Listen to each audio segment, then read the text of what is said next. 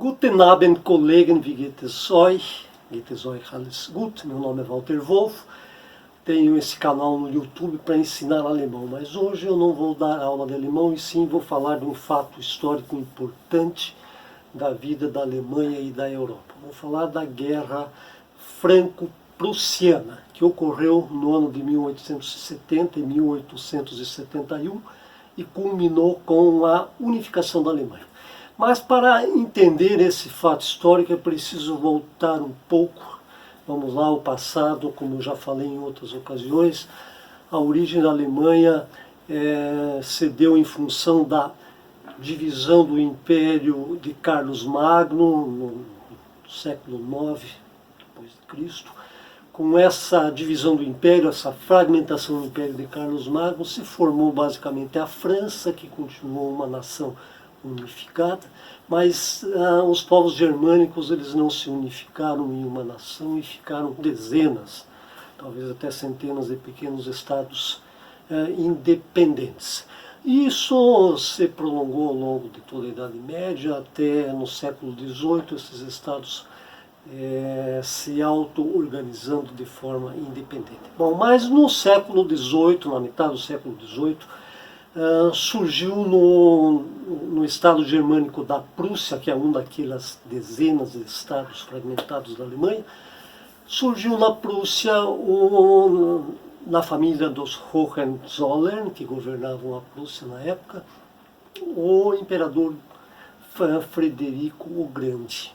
E ele fez a Prússia crescer com conquistas territoriais, como a Silésia, como a Saxônia, e tornou-se famoso e colocou a Prússia no rol das grandes nações da Europa. Bom, chegamos então no ano de 1870 com a Prússia muito engrandecida e a Prússia era a grande rival da França.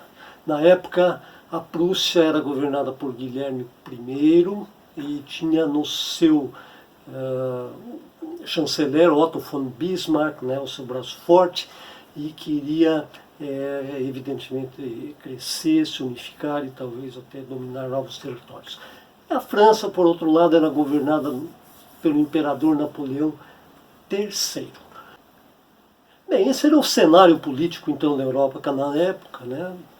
O cenário político, a Prússia crescendo e Napoleão III não estava lá muito bem na sua governança da França. Bom, surgiu um fato novo. Em 1868 ficou vago o trono do Reino da Espanha e um primo de Guilherme I, o príncipe Leopoldo da família dos Hohenzollern, ele se colocou como candidato a esse reinado da Espanha. Bom, Napoleão III da França evidentemente não gostou, né?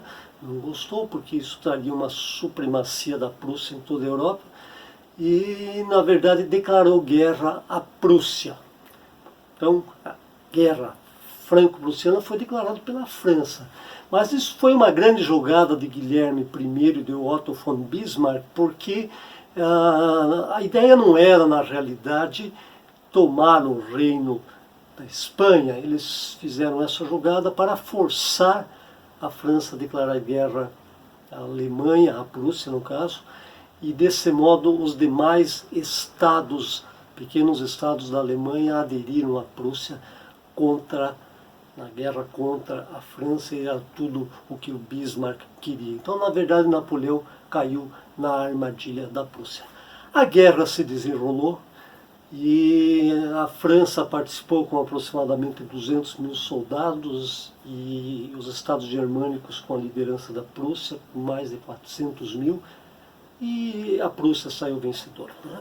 A última batalha, a Batalha de Sedan, em 1º de setembro de 1871, selou o final da Guerra Franco-Prussiana. Qual o resultado prático de tudo isso?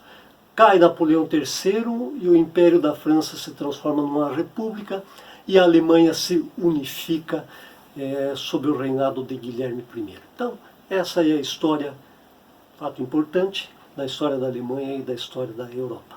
A queda do Império francês, de Napoleão III se transformando numa república, e a unificação da Alemanha sob o reinado de Guilherme I da Prússia, que unificou então os demais estados alemães. Espero que você tenha gostado, né, dessa pequena aula que eu falo do fato histórico, mas eu gostaria de dizer que na próxima aula nós teremos a continuação do estudo de alemão, com a continuação do estudo de casos do dativo.